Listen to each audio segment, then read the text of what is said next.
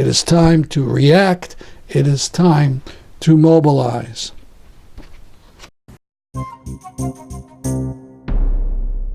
And were stopped from shipping it there, they actually started building the pile that we see in Guayama. Hello, my name is Stanley Heller. Welcome to The Struggle. The Struggle is shown on over 30 cable stations from Vermont to New York City, on the internet at thestruggle.org, our YouTube channel, Struggle Video Media. Today, a demonstration for Syrians in Rome, Italy, the reaction to the president's tweets on Puerto Rico, and more about the meaning on coal ash and Puerto Rico and the hurricane, and ideas for a different kind of electricity in that island of Puerto Rico. And now from Rome, Italy, a report from the Associazione Antirazzista Interetnica 3 Febbraio.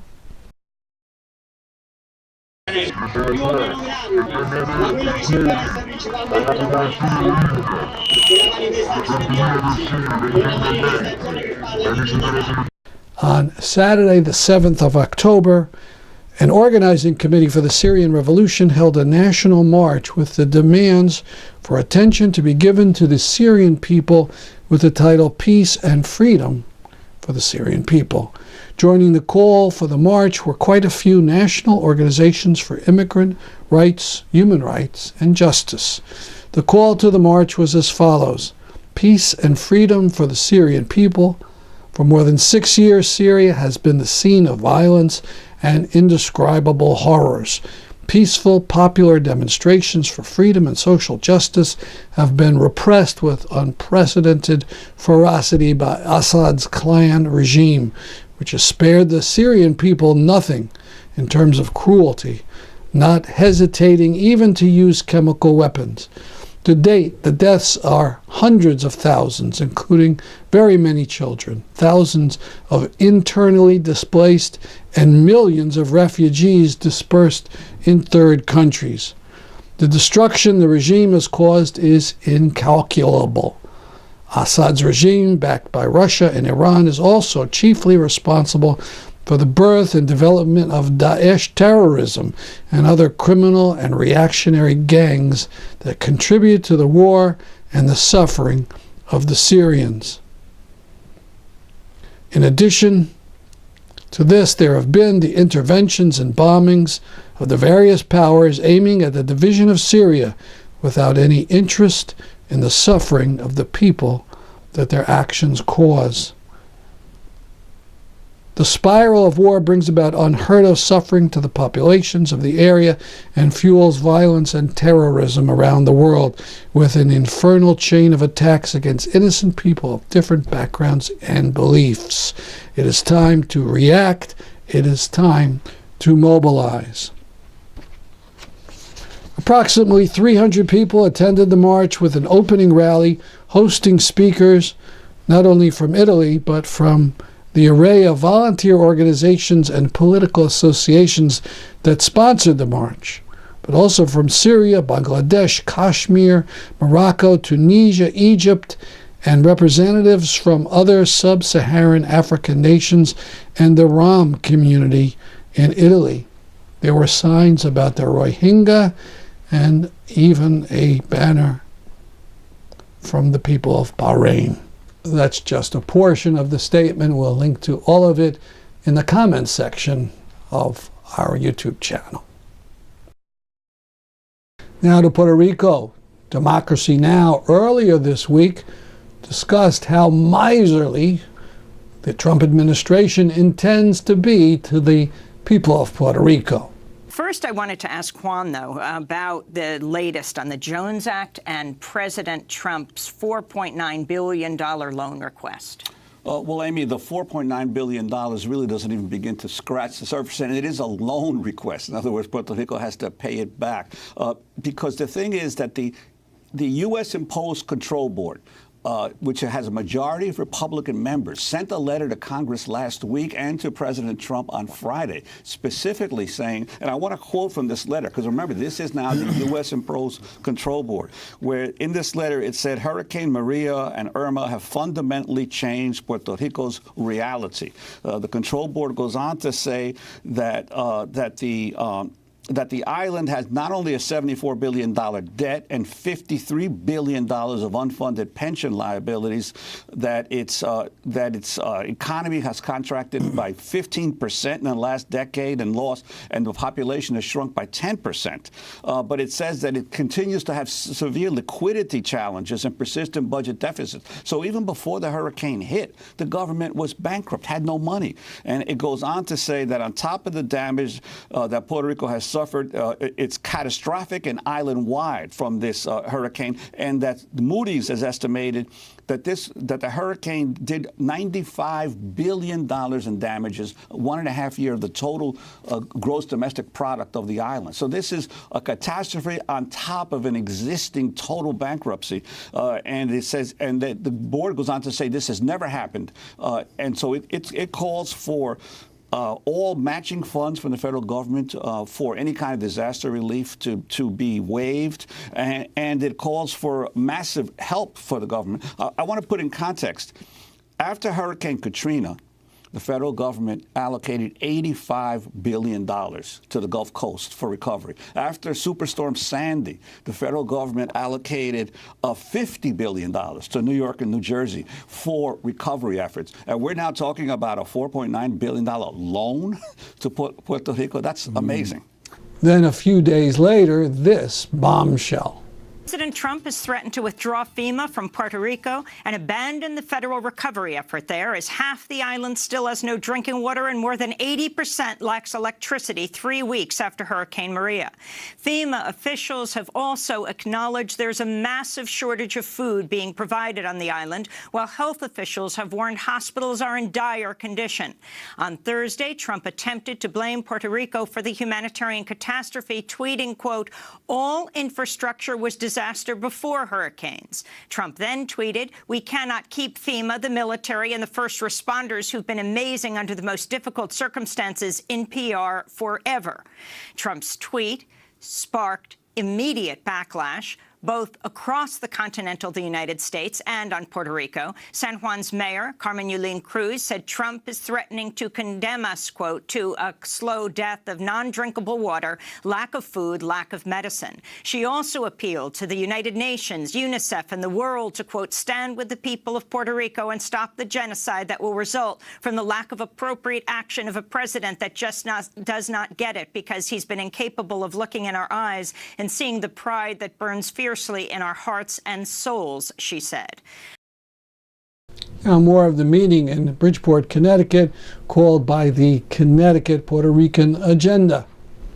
It was called to discuss the problem of the dumping of the waste of coal-burning power plants, coal ash, especially in the light of Hurricane Maria.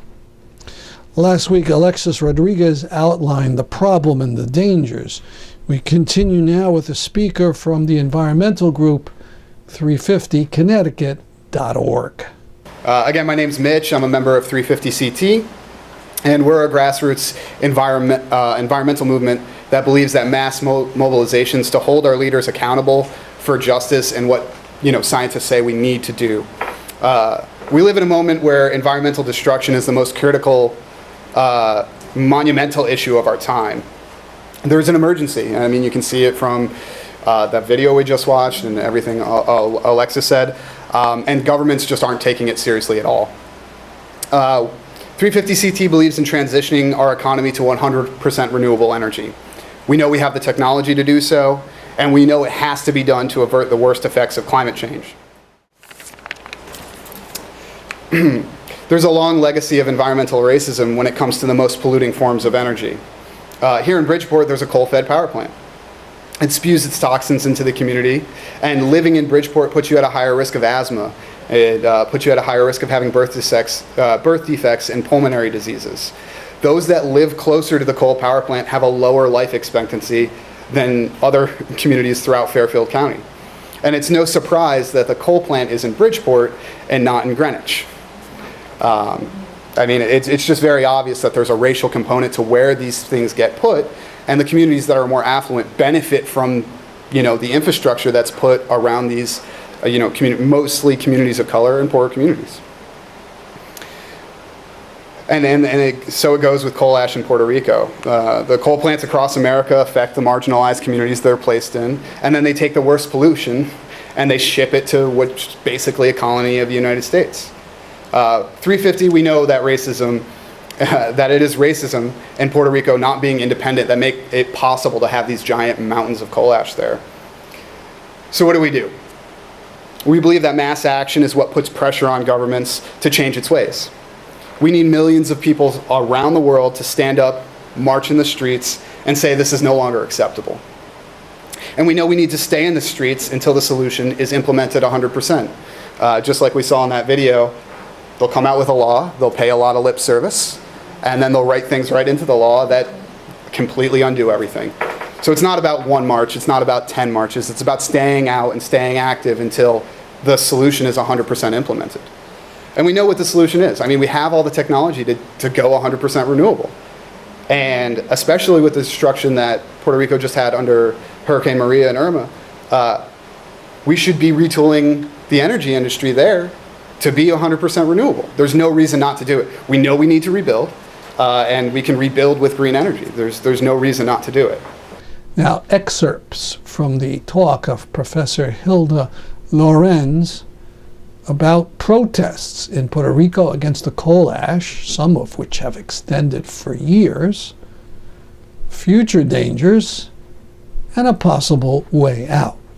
So it's a dual process. I'm an anthropologist, so I study this region professionally, but I'm also a native of the region. I was born in Guayama, and my family's from Arroyo, and I go there pretty much as possible and spend a lot of time there. So in recent years now, I've been working on the issue of environmental racism specifically in Puerto Rico, and especially in the Southeast. And so I wrote a piece, which is one of the ways in which people know me, and this is the earlier piece in the conversation in regards to the coal ash and the protests of November 2016, right? So some of the video clip that you saw in Democracy Now! Was actually a video from that earlier protest, and then some of it is from the more recent protests. And just to say, I know, Alexis, I don't want to go over the history of the coal ash, because you did a really great job, thank you. But I should say that the protests have been going on in Peñuelas for about 5 years. But the protests have been going on in Guayama since 1996. So it's 21 years, okay, by the community members in Guayama, Arroyo, Salinas, and Santa Isabel. So it's been a really long road. And so in 1996, I want to say all these things briefly. You can find this online. I've actually documented the history. In 1996, the first thing they did was they beat the construction of a landfill in Guayama. So what happened is that they already in 1996, AES had applied to construct this to build this power plant in Guayama, right? And in tandem with that, another company wanted to build the biggest landfill in all of Puerto Rico in Guayama. You see? So Committee for Environmental Dialogue, which is these guys, Comité Ambiental, the Diálogo Ambiental, are the frontline people on this issue since 1996. So if you can find this, and there's still Victor Alvarado, who's one of the main voices right now working on this coal ash issue in Peñuelas and Guayama. He's actually one of the founders of Comité de Diálogo Ambiental, or Environmental Dialogue Committee. Anyway, so they beat Ruth Santiago, who's the environmental lawyer working on this still. She was able, with some private, long story, but they were able to beat the building of this landfill in Guayama. And one of the premises is that they thought rightly that what AES wanted was to have this landfill so they could dump this coal ash right there in the same community that it was, where they're pumping it out. So they were able to beat it. So then what happened is they were like, well, we have to find a place to dump it. And so they started exporting it to the Dominican Republic, which is what you documented. And then when they were sued by the DR, the communities in the DR, and were stopped from shipping it there, they actually started building the pile that we see in Guayama. So at first, they built this product. They call it an ash byproduct or residual combustibles. Residual combustibles. I'm not sure if that's the right word, but they have a name for it, and it's also agremax. Agremax, which is this byproduct, which is what they use. So when they were stopped from shipping it out, they actually came up with this product that could be put in building materials, construction materials.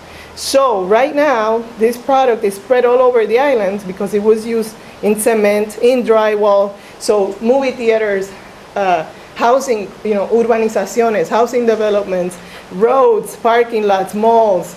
It's all over the place. It's in the walls, it's in the, right? So aside from from it being in this pile. Anyway, the agremax product was eventually stopped from being used in construction material, and then the shipping to the DR was also stopped. And so they started, in 2008, the pile started growing. They were shipping out to Humacao, to Peñuelas, to a few different landfills, mostly Humacao and Peñuelas, the coal ash for a bit, and then the community really got in and stopped it, and then the pile grew and grew and grew. In July 2017, July 4, 2017, Rosselló, the current governor of Puerto Rico, signed the law saying no ash will ever be dumped in Puerto Rico. It's prohibited, but in what Masol was talking about is in tiny print, in the bottom it says, but residual combustibles and agremax can be dumped because these aren't toxic. They're the same thing, they just changed the language. And so this is why the law doesn't work. And it gave the green light for it to be dumped, right? And so then the protest began again. The encampment, like I said, has been there for 5 years. The encampment in Peñuelas. But one of the issues that came up was that, a lot of people were protesting the dumping in Peñuelas and in Puerto Rico. And some people said things like, let's send it back to Colombia, where the coal comes from. This coal comes from Colombia, so let's send the ash back to Colombia. And so my sense of this has always been, no, we cannot export harm. This is not okay. We cannot export harm. So the only option is to shut this down. That is it. We have to shut this down. We have to do it now. They actually installed a very large acreage of photovoltaic panels, I think 138 acres or something like that, right next to the power plant in Guayama. So they are already moving. They know, right? They know that this is going to be shut down, or the time is very limited. And I think it's been a nightmare, right, for the company to deal with the kind of what do we do with this ash in any case. But they're already moving ahead, and they have built this, which, as far as I don't know, and I've tried to do a lot of, I've been questioning and asking folks, where is this energy going? And nobody knows. And as far as we know, it wasn't turned on yet. The looming battle, and the one I think we have to be worried about right now, because they're talking about rebuilding this power grid that doesn't work. So the battle that we have to worry about is the looming battle over the LNG pipeline. So what's going to happen is the coal plant is going to shut down. AES is going to continue business as usual with their solar panels, but Aguirre Power Plant, which is owned by the public corporation, that one it's been in talks for, 5-6 years with Accelerate Energy, which is a company out of Houston, Texas. No, not Houston, out of Texas, but I'm not sure exactly where they are, somewhere in the Gulf.